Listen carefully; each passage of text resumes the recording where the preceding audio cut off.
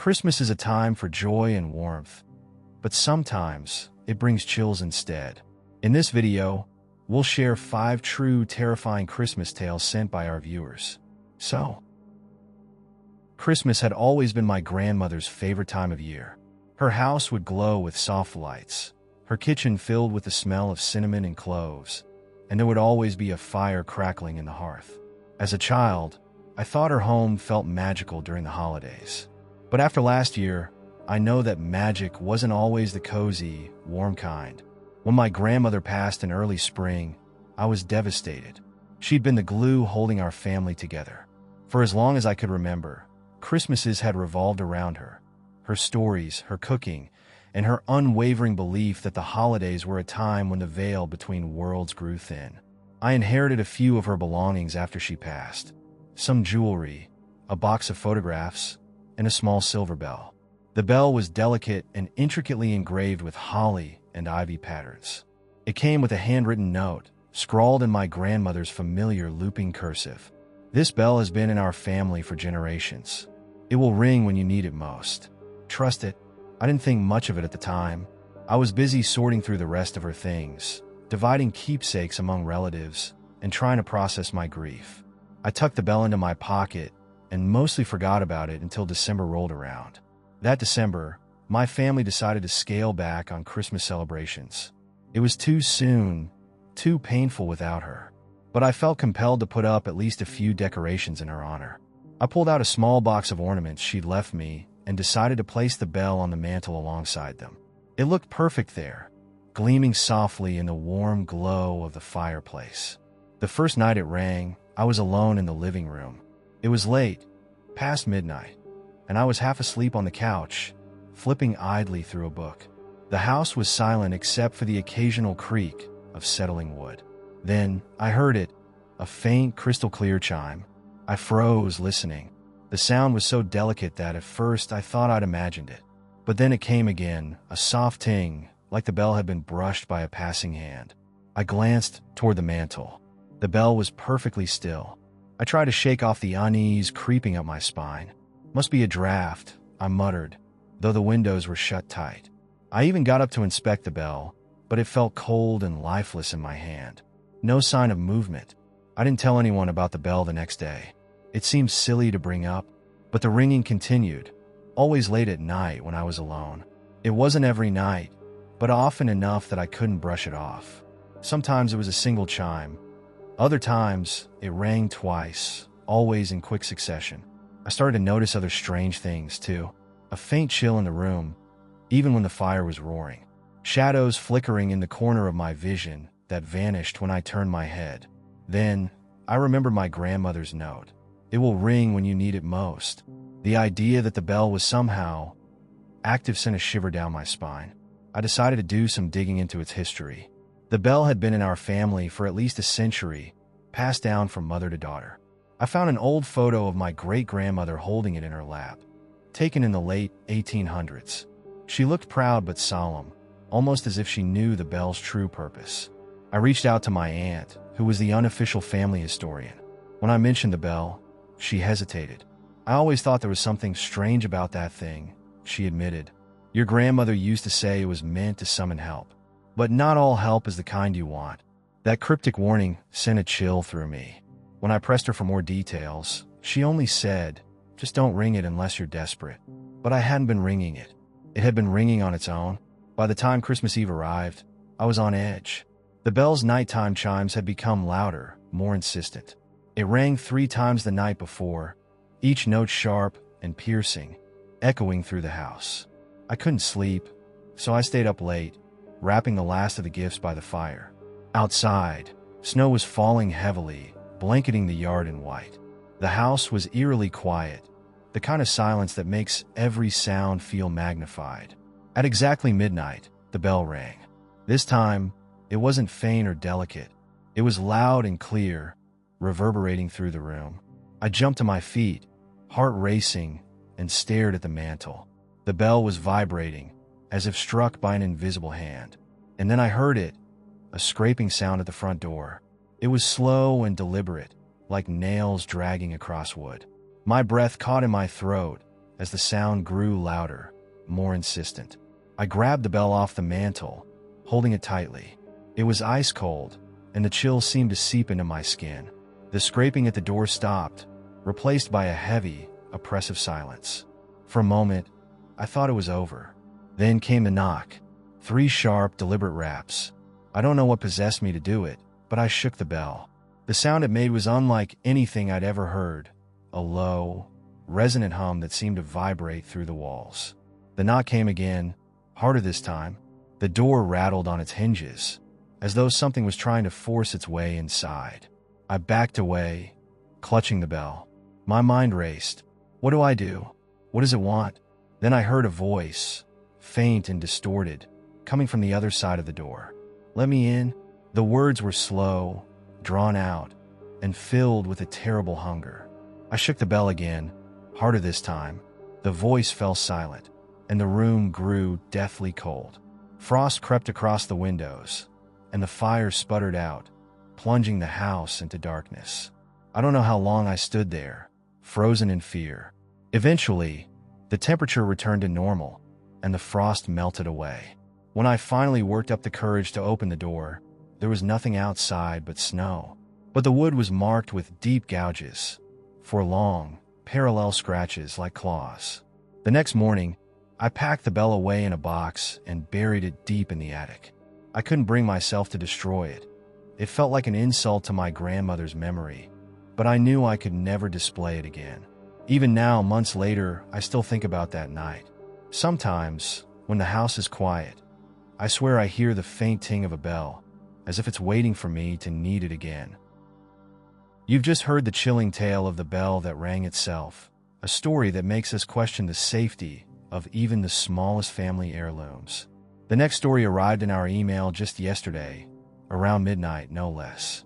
As we read it, the coldness of its words seemed to seep into the room, and we couldn't shake the eerie silence that followed. This one is a tale of loneliness, a quiet home blanketed in snow, and an unexpected visitor who refuses to be ignored. I've always loved the quiet beauty of winter. There's something serene about a snow-covered landscape, the kind of stillness that makes you feel as if the whole world has paused to rest. But after what I experienced last Christmas, that stillness no longer feels peaceful. It feels like a warning. This story isn't mine. It belongs to Mr. Albright, an elderly man I visit occasionally as part of a volunteer program. He lives alone in an old farmhouse at the edge of town, surrounded by fields that stretch for miles. When the snow comes, it's like his house is the only place left in the world. Mr. Albright is a kind, soft-spoken man, but last December, something about him changed. When I arrived for my weekly visit, he seemed off. His hands shook as he poured tea, and his eyes darted toward the window every few minutes. "Everything all right, Mr. Albright?" I asked, try to sound casual. He hesitated, then shook his head. "You'll think I'm crazy if I tell you." "Try me," I said, smiling. He didn't smile back. Instead, he leaned closer, his voice dropping to a whisper. "There's a boy outside my window," he said. At first, I thought I'd misheard him. "A boy?" He nodded. "He's been coming every night for the past week. Just stands there in the snow, staring in at me." A chill ran down my spine, but I tried to keep my voice steady. "Have you called the police?" Mr. Albright shook his head. "What would I say? That a boy is standing in my yard? They'd laugh me off the phone. But what if he's lost? Or hurt?" "I thought of that," he said. "The first time I saw him, I opened the door and called out to him, told him to come inside and warm up. But he didn't move, didn't even flinch. He just kept staring at me." I glanced toward the window. Outside, the snow was falling thick and fast, piling up against the glass. "What does he look like?" Mr. Albright's eyes grew distant, as if picturing the boy. "He's small, couldn't be more than 10 or 11. Wears one of those old-fashioned coats, like the kind you'd see in an antique photo. And his face." He trailed off, gripping his teacup tightly. "What about his face?" I pressed. "It's pale, too pale. And his eyes, they don't look right. They're too dark, like there's nothing there but shadows." I didn't know what to say. It sounded absurd, but the fear in Mr. Albright's voice was real. "Maybe it's just a trick of the light," I offered weakly. Snow can play strange games with your eyes." He gave a short, humorless laugh. "I've lived in this house for 40 years. I know what snow looks like. This boy isn't natural." Despite my skepticism, I couldn't shake the unease his story left me with. As I drove home that evening, I found myself glancing at the darkened fields lining the road, half expecting to see a pale figure standing in the snow. The next time I visited, Mr. Albright seemed worse. He was pale and haggard, his hands trembling as he led me into the living room. "He's still there," he said before I could even take off my coat. "Every night?" He nodded. "He stands closer to the house now. Last night, he was right up against the window, his breath fogging the glass." I felt a chill crawl up my spine. "Did you try talking to him again?" Mr. Albright shook his head. "I'm too afraid. But I left a box of cookies on the porch for him, just in case he's hungry. And he didn't touch them. This morning, they were still sitting there, covered in frost." My stomach tightened. I glanced toward the window, half expecting to see a face pressed against the glass. By the time Christmas Eve arrived, Mr. Albright's fear had turned into something darker: resignation. "He's not going to leave," he said flatly as we sat by the fire. "I know that now." "What do you mean?" I asked, feeling a knot of dread in my chest. He stared into the flames, his voice barely above a whisper. "He's waiting for something. Or someone." That night, I stayed later than usual, not wanting to leave him alone. The snow was falling heavily outside, and the wind howled against the windows. At some point, I must have dozed off because I woke to the sound of a loud thud. I sat up, heart pounding. Mr. Albright was staring at the window, his face ashen. "He's here," he whispered. I turned to look and froze. A small figure stood just outside the window, his face pale and expressionless, dark eyes fixed on Mr. Albright. The boy didn't move, didn't blink, even as the wind whipped around him, sending snow swirling through the air. I wanted to believe it was a prank, some neighborhood kid trying to scare us. But something about him was wrong. The way he stood, too still. The way his shadow didn't seem to match the light from the fire. "I need to talk to him," Mr. Albright said suddenly, his voice shaking. Before I could stop him, he was on his feet, moving toward the door. "Wait," I called, grabbing his arm. "You can't go out there." He shook me off. "I have to." He opened the door, and a blast of icy wind rushed in. Snow swirled into the room, and for a moment, I thought I saw the boy smile, a cold, lifeless smile that sent a wave of terror through me. "Who are you?"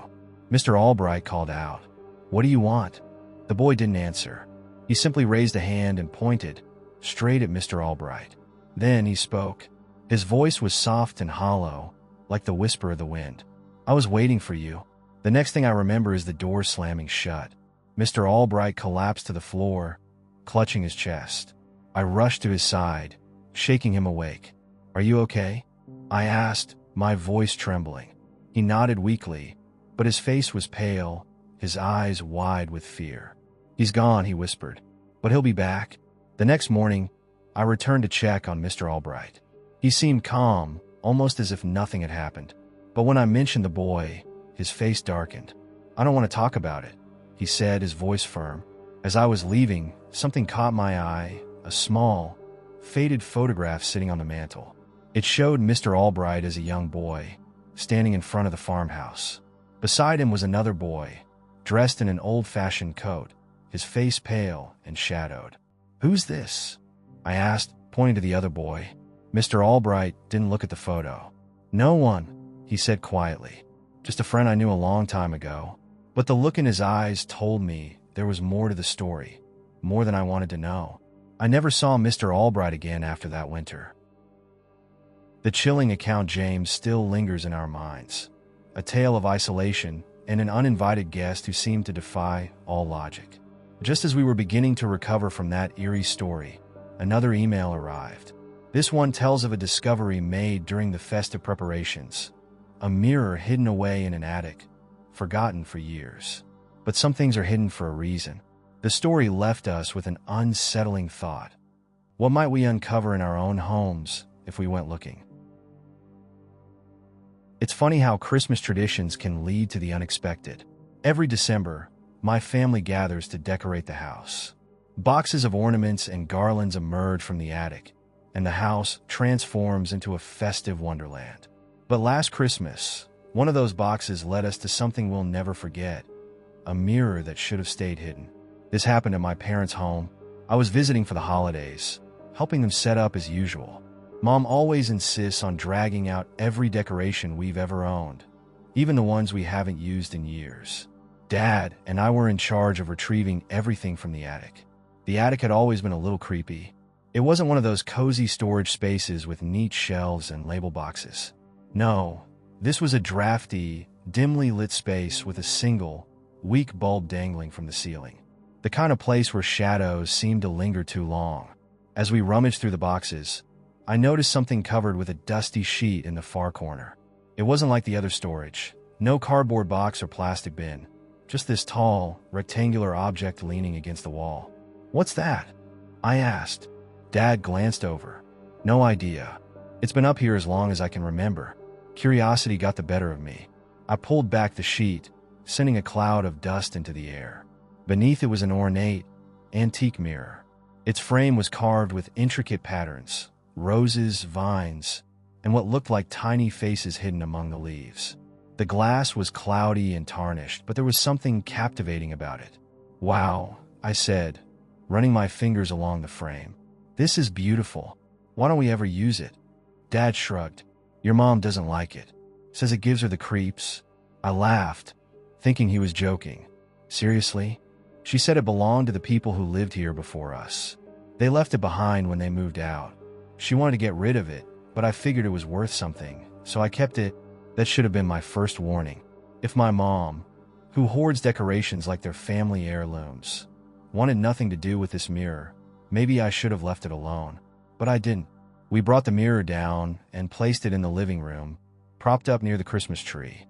It looked stunning there, reflecting the twinkling lights and casting a warm glow around the room. Mom wasn't thrilled when she saw it. "I told you to leave that thing upstairs," she said, frowning. "Oh, come on," I said. "It's just a mirror. It looks great down here." She didn't argue, but she kept glancing at it uneasily.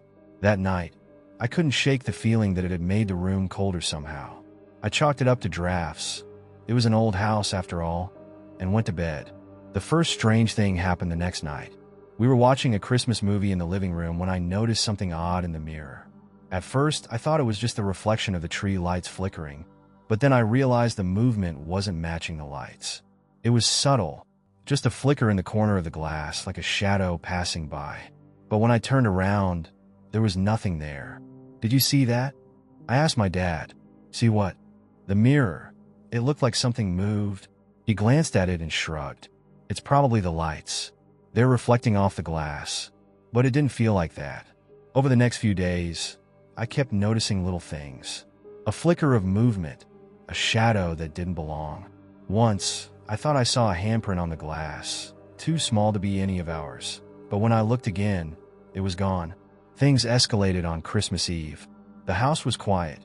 Mom and Dad had gone to bed, and I stayed up late wrapping presents. The mirror stood across from me, its surface catching the warm glow of the fireplace. As I worked, I thought I heard a faint sound, so soft I almost missed it. A whisper. I froze, my hands trembling. The sound was coming from the direction of the mirror. I stared at it, heart pounding. The room was still, but I could have sworn the glass was moving. Not shaking or shuddering, but rippling like water. I told myself I was imagining things, but then I saw it. A face. It was faint, almost imperceptible, but it was there, a pale, shadowy face pressed against the other side of the glass. The features were distorted, like a reflection in a foggy window. Its eyes were dark, hollow voids, and its mouth twisted into a grotesque smile. I bolted from the room. The next morning, I told my parents about what I'd seen. They didn't believe me, of course. "You were tired," Dad said. "Your mind was playing tricks on you." But Mom looked worried. "We should put it back in the attic," she said. I agreed. But when we went to move it, we found something that stopped us cold. The mirror's surface was cracked, a jagged fracture running from corner to corner. But the weirdest part? The crack formed a pattern, like frost creeping across a window pane. It hadn't been there the night before. That night, I couldn't sleep. I kept thinking about the face I'd seen and the crack in the glass. Around midnight, I heard a sound that made my blood run cold, the unmistakable shatter of breaking glass. I ran downstairs to find the mirror in pieces on the floor. The shards were scattered across the living room, glittering in the moonlight. But there was something strange about them. Each shard was ice cold to the touch, and when I looked closely, I saw faint patterns etched into the glass, tiny frost-like swirls that seemed almost deliberate. We swept up the pieces and threw them away the next morning. But even now, I feel uneasy in that house. Sometimes, when I visit my parents, I swear I hear faint whispers in the living room. And every so often, I catch my reflection in a window or a polished surface and think I see something behind me, a shadow or a face watching from the glass. The next story arrived a few days ago, and it sent shivers down our spines. It's about a cherished Christmas tradition, caroling, that takes an unsettling turn. Imagine opening your door to a group of singers, only to realize something about them is off. This story left us glancing nervously at our own front doors, wondering who, or what, might be knocking this holiday season. Christmas Eve has always been my favorite night of the year. There's something magical about it. Twinkling lights in every window, the smell of cinnamon and pine in the air, and the quiet anticipation of morning. But last Christmas Eve, that magic turned to unease when a group of carolers showed up at my door. At first, I thought they were just an unusually dedicated group of holiday enthusiasts. But by the end of the night, I was convinced of one thing. Those carolers weren't human. It was late, close to 10 p.m., and the house was finally quiet. My daughter, Lily, had been tucked into bed hours earlier, and I was relaxing on the couch, savoring the stillness. The snow outside had picked up, covering the front yard in a pristine white blanket. I was about to head upstairs when I heard it. 3 sharp knocks at the front door. I frowned, glancing at the clock. Who would be out in this weather at this hour? I figured it was probably a neighbor needing something, so I grabbed my robe and went to answer. When I opened the door, I found a group of carolers standing on the porch. There were 6 of them, 3 men, 2 women, and a young girl, huddled close together in the falling snow. They were dressed in Victorian-style clothing, long coats, high collars, and heavy skirts that looked straight out of a Charles Dickens novel. One of the men tipped his top hat to me and smiled. "Good evening," he said, his voice smooth and pleasant. "We've come to share some Christmas cheer." Before I could respond, they launched into a song. At first, it seemed perfectly normal, an old-fashioned carol, the kind you'd hear at any holiday concert. Their voices were rich and harmonious, blending together in a way that was almost hypnotic. But as the song continued, I started to feel uneasy. The melody was unfamiliar, and the lyrics were strange, something about winter shadows and the coming of the dark. The words were haunting, not joyful, and their voices seemed to take on an eerie, otherworldly quality. I glanced at the young girl standing at the edge of the group. She was staring at me, her dark eyes unblinking, her expression oddly blank. I felt a chill that had nothing to do with the snow. When the song ended, I forced a smile and clapped politely. "That was lovely. Thank you." The man in the top hat stepped forward. "Would you like to hear another?" "Oh no, that's okay," I said quickly. "It's late, and my daughter's asleep." The man tilted his head, as if confused. For a moment, none of them moved. Then the young girl spoke, her voice soft but sharp enough to cut through the silence. "She's awake." My stomach dropped. "I think it's time for you to go," I said, trying to keep my voice steady. The man in the top hat nodded slowly. "As you wish. Merry Christmas." They turned and walked away, disappearing into the snow without another word. I stood there for a moment, shaken, then shut the door and locked it. I went upstairs to check on Lily. She was sitting up in bed, clutching her stuffed rabbit, her eyes wide with fear. "What's wrong, sweetheart?" I asked, sitting beside her. "There were people outside my window," she whispered. My blood ran cold. "What do you mean?" "They were singing," she said, "and one of them waved at me." I didn't sleep that night. I kept the lights on and sat in the living room, listening for any sound outside. By 2 a.m., I had almost convinced myself it was over, that I'd overreacted, and the carolers were just an unusually odd group of people. Then the knocking started again. This time, it wasn't 3 polite taps. It was loud and frantic, rattling the door in its frame. I stood frozen, staring at the door. The knocking stopped, replaced by a voice, the young girl's voice, singing softly, the same haunting melody they'd sung earlier. I grabbed my phone and called the police. When the officers arrived, I was still shaking. I explained everything as best I could, though I knew how ridiculous it sounded. They searched the property, but found no footprints in the snow. Not on the porch, not near Lily's window, nowhere. One of the officers tried to reassure me. Probably just some kids playing a prank, he said, but his partner looked uneasy. After they left, I found myself staring out the window, watching the snow fall. That's when I saw it. A figure standing at the edge of the yard, barely visible in the swirling white. It was the young girl, her pale face lit by the faint glow of the street lamp. She stood perfectly still, staring at the house. Then, slowly, she raised a hand and waved. When I blinked, she was gone. I don't know who, or what, those carolers were. I've tried searching for stories of other sightings, and I found a few vague accounts that sound similar. Groups of strange singers appearing on snowy nights, singing unfamiliar songs, and then vanishing without a trace. Now, every Christmas Eve, I find myself dreading the sound of a knock at the door, because if they come back, I don't think they'll leave so easily next time. The haunted carolers left us all looking nervously at our front doors, wondering if holiday traditions might hold more than just cheer. But the next story is something even closer to home. It's about the gifts we give, and what happens when those gifts aren't what they seem. It's a reminder that sometimes the most innocent-seeming objects can harbor the darkest secrets. Christmas morning is supposed to be a time of joy, laughter, and surprises. But for my family, last Christmas turned into a waking nightmare, one we still can't fully explain. It all started with a simple gift, a doll for my little sister, Maddie. I was 16 at the time, and Maddie was 6, an age where dolls were her world. Every year, she'd ask for another one to add to her growing collection. That Christmas was no different. Mom and Dad had spent weeks searching for the perfect one, and when Maddie unwrapped it, her face lit up in pure delight. At first, everything seemed normal, but within days, we realized the doll wasn't just another toy. The doll was beautiful in a way that almost made it unsettling. It had pale porcelain skin, glossy black hair styled in intricate ringlets, and icy blue eyes that seemed to follow you no matter where you stood.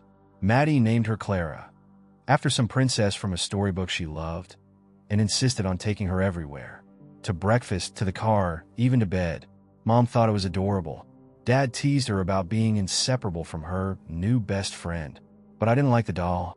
From the moment I saw it, I felt uneasy, though I couldn't explain why. There was something about those glassy blue eyes. They didn't just seem to follow you. They seemed to watch. The first strange thing happened 3 nights later. I was up late studying for a test when I heard Maddie talking to someone in her room. At first, I thought she was just playing, but as I passed her door on the way to the bathroom, I realized there was something off about her voice. It wasn't her usual playful chatter. It was soft, almost a whisper, like she was answering someone. I knocked on the door. "Maddie, who are you talking to?" There was a long pause before she answered. "Clara." A chill ran down my spine. "Clara can't talk," I said, trying to sound lighthearted. "Yes, she can," Maddie replied. "She talks to me all the time." I opened the door, expecting to find Maddie playing with the doll. Instead, she was sitting cross-legged on the floor, staring at Clara, who sat propped up against the wall. Maddie turned to look at me, her expression strangely serious. "She doesn't like you," she said. After that night, little things started happening. Maddie swore Clara would move when no one was looking. "She's always in a different spot," Maddie insisted one morning over breakfast. I put her on my chair last night, but when I woke up, she was on the shelf. Mom laughed it off, saying Maddie probably moved her in her sleep. Dad shrugged it off as an overactive imagination. But I knew Maddie wasn't lying. I started noticing it too. One day, I found Clara sitting at the kitchen table when Maddie wasn't even home. Another time, she was on the couch, her head turned slightly, as if watching me. The worst moment came on Christmas night. It had been a long day, full of food and presents, and everyone was exhausted. Maddie had gone to bed hours earlier, taking Clara with her. I was getting ready to head upstairs when I heard something, a soft giggle, coming from Maddie's room. I froze listening. The sound came again, louder this time. I tiptoed to her door and peeked inside. Maddie was fast asleep, her blankets rising and falling with each breath. But Clara wasn't in bed with her. She was standing upright on the floor, facing the door. I swear, for a split second, I thought her head moved. I shut the door and backed away, my heart pounding. I told myself I was imagining things. Dolls can't move. They can't stand on their own. But the next morning, Maddie woke up crying. "What's wrong?" Mom asked, pulling her into a hug. "She's gone," Maddie sobbed. "Who's gone?" "Clara." We searched the entire house, but the doll was nowhere to be found. Maddie was inconsolable, and Mom promised to buy her another one. But I wasn't relieved. I was terrified. That night, I woke up to the sound of laughter. At first, I thought it was Maddie, but when I checked her room, she was sound asleep. The sound wasn't coming from her. It was coming from downstairs. I crept down the stairs, my heart pounding with every step. The house was dark, except for the faint glow of the Christmas tree lights. The laughter grew louder as I approached the living room. It was high-pitched and echoing, like a child's giggle, but distorted in a way that made my skin crawl. And then I saw her. Clara was sitting beneath the tree, her head tilted slightly, her blue eyes gleaming in the dim light. I didn't scream. I couldn't. My throat felt like it had closed up completely. I backed away slowly, my hands trembling. The laughter stopped, and the room fell into an eerie silence. I turned and ran, locking myself in my room until morning. The next day, I told my parents everything. They didn't believe me at first, but when I brought them to the living room, Clara was still sitting under the tree. Dad picked her up and examined her closely. "It's just a doll," he said, though his voice wavered slightly. Mom wasn't so sure. "We should get rid of it," she said. And so we did. That afternoon, Dad built a small fire in the backyard. We placed Clara on top of the flames and watched as her porcelain face blackened and cracked. But as she burned, I swear I heard it again, the faint, echoing sound of laughter. We never told Maddie what happened. She thought Clara had been lost, and we let her believe that. But sometimes, late at night, I think I hear that same laughter echoing through the house. It's faint, almost imperceptible, but it's there. And every Christmas morning, without fail, I find a single blackened shard of porcelain beneath the tree. If these tales left you trembling or glancing over your shoulder, imagine the stories that haven't been told yet. Maybe one of them is your own. We'd love to hear your spine-chilling experiences. Send your stories to our email, and who knows, yours could be featured next. Don't forget to like this video, subscribe to our channel, and join us next time for more tales that keep the dark at bay, until it doesn't.